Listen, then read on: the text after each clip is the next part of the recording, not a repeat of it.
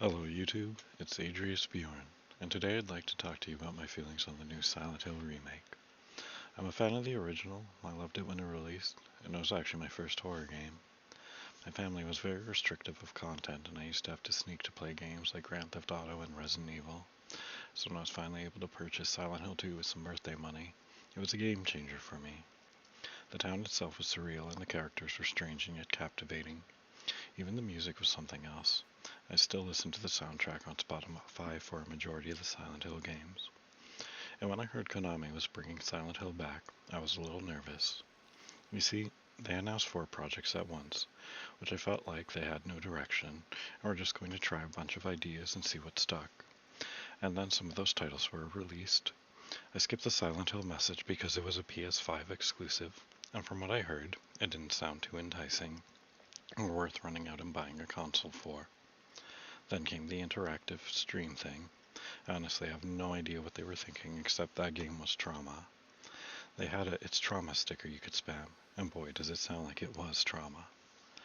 Then Konami announced the Silent Hill remake was being made by Bloober Team, to which I was like, who? And after looking at previous projects they worked on, I wasn't too excited. I had seen and heard of the medium, but again, it didn't seem like enough to draw me in. A decent idea, but it didn't sound like a must-have for the survival horror fan. Then we had the trailers of the game, which did not do the game any justice at all. I don't know how the trailers looked so bad, but they did, and I was nervous. But waited patiently anyways, being a Silent Hill fan and praying it wouldn't be so bad.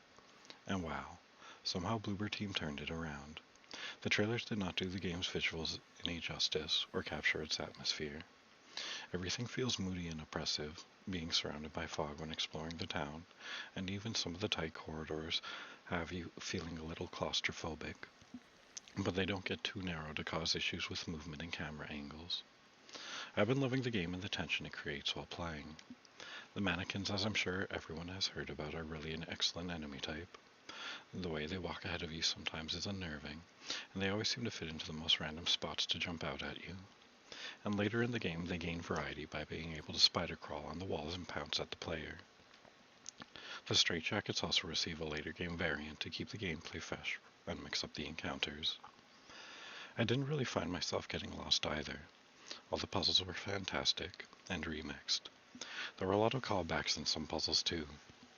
Like later in the game, you'd have to use a can opener to open a can of light bulbs, and now you have to use the can opener on paint and have to dip a light bulb in the paint. So it was a good way of refreshing the puzzle for returning players, while still giving a callback to the original game's puzzles. And talking about callbacks, the game brings with it some fan service and what it calls remembrances, which are little spots you can interact with, which will then focus on something that has changed from the original. Like near the Woodside apartments, there is a door you would have to go to, which had blood lettering and said, "A door that wakes in darkness, opening to nightmares." The door still exists in the game, but has been moved. But if you go where the original was, there's a remembrance where it zooms in on it behind a sheet, giving players a nod to the original, which I thought was just fantastic. On the side of the story itself, it feels expanded with a lot of cutscenes and a few added ones. And there are dialogue changes, but the story beats are the same.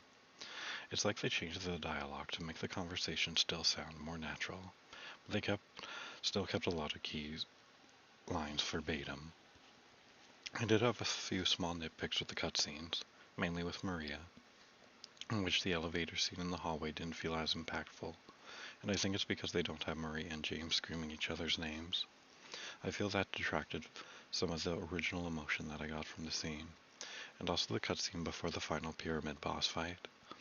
They zoom in on Maria's face while the deed is done, and I felt it was again more emotional and impactful in the original. But aside from that, the cutscenes felt great and seemed to deliver. I did find Laura's fart face a little annoying, but I think that was the point, so well done, Blooper. And the music and sound work still managed to cause fear and tension, and even a dreamlike quality. The original had 30 tracks, and the remake has a whopping 187 tracks, so they really expanded the soundtrack, and you can hear a lot of the old music remixed if you're a returning fan. And the whole town itself is a joy to explore and play through. As a returning fan, everything felt familiar, but at the same time I never knew what was around the next corner, because Blooper remixed the areas and puzzles, so you're going through all the same set pieces, but the way you go through them is completely different. The level design is completely redone, so even for a returning player it's going to feel fresh.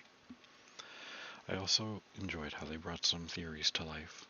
Before Neely's Bar was an optional location, and there was speculation as to what the writing on the wall in Neely's Bar meant. There was a hole here. It's gone now. There was speculation as to what the hole could be, but now it seems there is more evidence pointing to the fact that James had alcohol issues, which may have caused the events of the game. There are a few notes and scenes that hint at it, and I've heard with the free cam you can see what there was speculation to in the back seat. I don't want to give any spoilers though, so I'll leave you to figure that out. I'm very thankful we got this from Blooper, and I would love to see more Silent Hill remakes from them in the future. Specifically 1, because I feel that is the most dated, or 4, because of some odd gameplay mechanics like the hauntings thing. That game always gave me anxiety. And I'm praying Konami gets Silent Hill F right, and we can start to see a big comeback from the Silent Hill franchise, and have it up there with Capcom's Resident Evil series. Fingers crossed for what the future holds. That's going to be it for today. Thank you so much for checking out my channel. Please feel free to leave a like and subscribe, and I can't wait to see you all in the next one. Ciao for now.